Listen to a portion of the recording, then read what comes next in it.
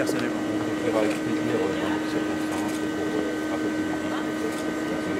Faites attention parce qu'ils sont très forts pour ça. J'ai un petit déplacement. Un petit déplacement. Je m'y retrouve quand même. Ouais. Bonjour madame. Ouais. Et là, l'objectif, c'est de faire réfléchir. Il y a un cartographique aussi ou pas? Non, alors justement, ça, on le dit, on veut prendre tous nos conseils en fait. Et après, il y aura un retour. C'est-à-dire pour nous expliquer.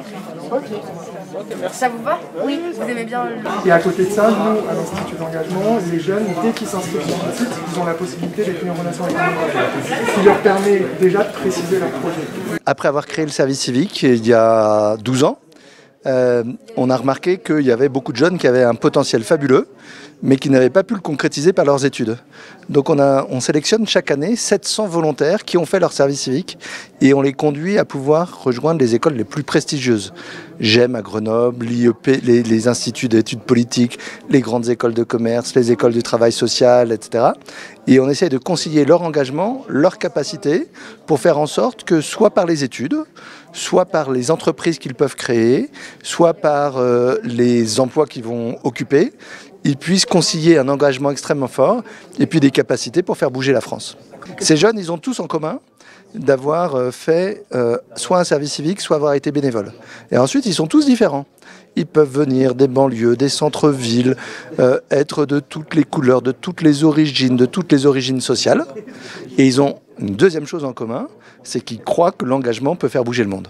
Alors le thème de l'atelier c'est le mentorat chez l'Institut de l'engagement et donc en fait là on nous demande de poser nos idées et pour pouvoir améliorer le dispositif qui est mis en place et donc là on est en train de faire une sorte de brainstorming et ensuite on en discutera avec tout le monde. C'est une application vraiment autour de la collaboration où on pourrait avoir d'une partie un trombinoscope avec des mentors qui pourraient se présenter brièvement et avec des lauréats qui pourraient regarder les trombinoscopes des mentors.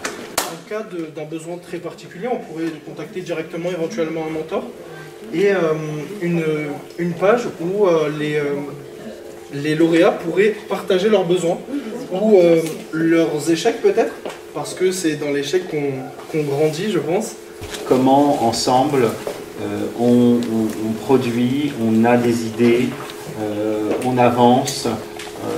Et là, il y a quelque chose que je trouve très précieux. Et qui, c'est ma deuxième visite ici. J'avais pu déjà le mesurer il y a quelques années, mais il y a un plaisir de travailler ensemble. Après les années difficiles de visioconférence, comme quelqu'un le disait, le fait de pouvoir à nouveau réfléchir ensemble, d'essayer d'avancer sur des questions qui sont aujourd'hui essentielles, qui sont celles du mentorat et de l'articulation entre mentorat et services civiques. Eh bien, voilà, je pense que vous allez vraiment dans la bonne direction.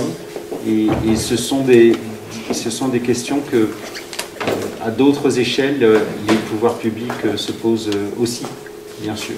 New York, c'est l'ouverture d'esprit. Pas que trop des jeunes.